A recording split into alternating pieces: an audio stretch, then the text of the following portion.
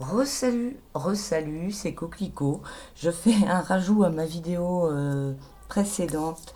Merci c'est Jacqueline. Jacqueline qui m'a fait remarquer que j'avais mal lu mes cartes et que c'était pas la carte de l'amoureux mais la carte du soleil en bas. Et c'est vrai, je fais une petite rectification. Je vais pas reprendre tout le tirage parce que en fait ça change pas grand-chose au niveau du sens, que ce soit la carte du soleil plutôt que la carte de l'amoureux.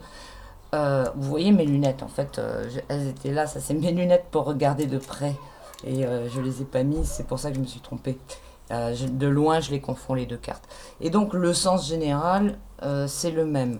Ce qu'il y a, c'est que la carte du soleil, ça donne encore plus l'accent sur la fausse lumière. C'est-à-dire avec l'amoureux, on a une tromperie, mais au niveau, euh, au niveau humain, quoi. Enfin, il y a à un niveau beaucoup moins général qu'avec le soleil.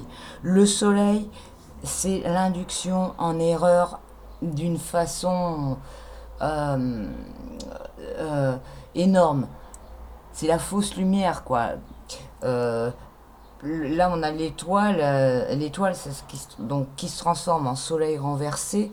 Ça donne vraiment une dimension. L'étoile, c'est le guide, et puis le soleil, c'est ce qui donne la vie, c'est ce qui est le principe de tout au niveau de, enfin, au niveau symbolique, autant au niveau de la vie qu'au niveau de la vérité, qu'au niveau de plein de choses, tout ce qui est lumière, tout ce qui est, voilà. Et donc quand c'est renversé, ça veut dire que c'est complètement corrompu, que le sens, que pas le sens, l'intention, elle est hyper négative, quoi. Et donc là, voilà, c'est une fausse lumière, c'est une tromperie, c'est encore pire que l'amoureux. Avec l'amoureux, l'amoureux, il fait appel au choix, au discernement, au libre arbitre. Là, ça nous donne même pas le choix de faire appel à notre choix et à notre discernement. Ça nous impose euh, une, une fausse lumière, une tromperie.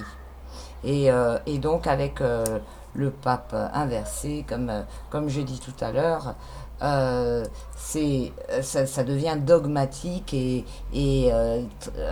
voilà, c'est euh, c'est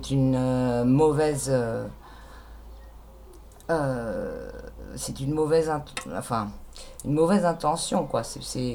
Voilà, les intentions de cette personne, enfin, pas les intentions, mais tout le mécanisme qui met en, en route avec ce qu'il est en train de faire à partir de ses opportunités et de ce qu'il représente, parce qu'à la base, il est une personne brillante, créative, qui a plein d'idées, qui arrive comme quelqu'un de neuf, un renouveau, quelque chose. Voilà, il y a vraiment toute cette énergie-là qui, à première vue, quand on le voit, c'est vachement séduisant, hein. On se dit, waouh, lui, voilà, il est voilà, c'est le mec de la situation, quoi.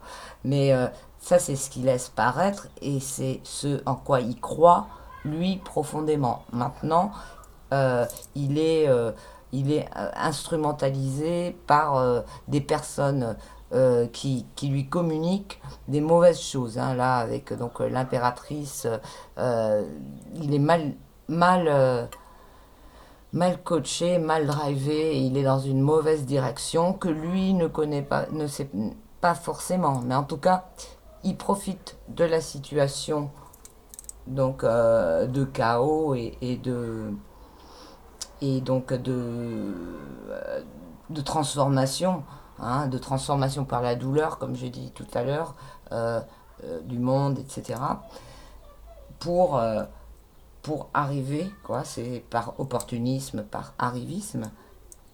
Bon, après, enfin, ce sont ses énergies, on ne peut pas lui reprocher ça, mais juste, voilà, il faut faire attention et avoir comme j'ai dit, reprenez la vidéo de tout à l'heure, où après, je vous parle de ce que j'ai ressenti moi au fur et à mesure que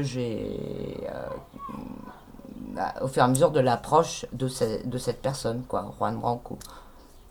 Voilà, donc après, je parle des vidéos sur lesquelles je suis tombée, le tableau qui illustre le site de son cabinet d'avocat, etc.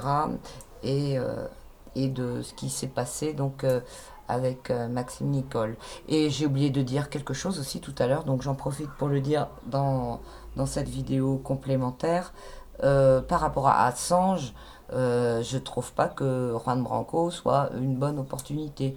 Je ferai un tirage sur Assange.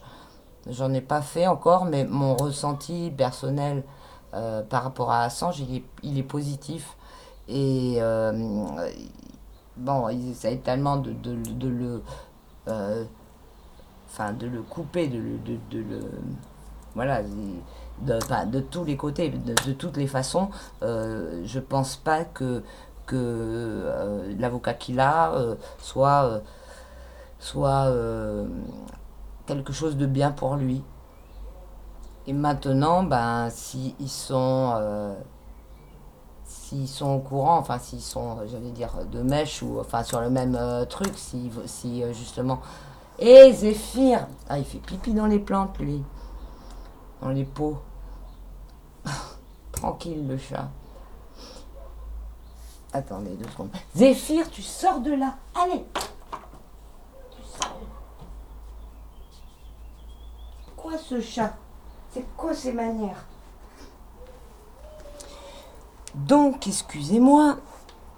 Voilà, je pense pas que cet avocat-là soit fait pour aider Assange dans la situation dans laquelle il est actuellement. Ah oui, et ce que je disais, si par contre ben, il est au courant Assange et tout ça, ça commence, enfin, s'ils sont sur le même terrain, quoi, qui a rien de caché, etc., ça peut laisser poser justement des questions à ce moment-là sur Assange.